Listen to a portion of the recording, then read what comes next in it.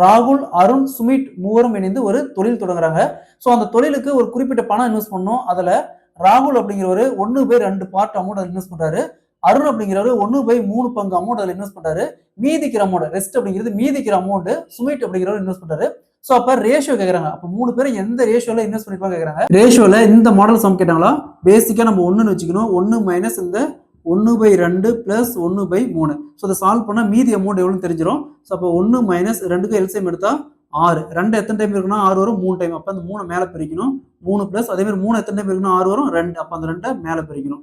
Next 1 minus 5, 3 plus 2 5 வகுத்தல் 6. So next 1 into 6 6, 6ல் 5 போச்சுன்னா மீதி 1/6. ஸோ ரெஸ்ட் அமௌண்ட் அப்படிங்கிறது 1/6. ஸோ இந்த டினாமினேட்டர் வேல்யூ 3 வேல்யூக்கும் எல்சிஎம் எடுத்தோமா 6. ஸோ இந்த 2 எத்தனை டைம் இருக்குன்னா 6 வரும், 3 டைம். அதே மாதிரி இந்த 3 எத்தனை டைம் இருக்குன்னா 6 வரும், 2 டைம்.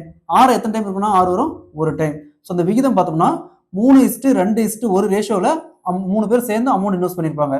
ஸோ அதே மாதிரி இந்த சம் பாருங்க, A and B and C மூவரும் இணைந்து ஒரு தொழில் தொடங்குறாங்க.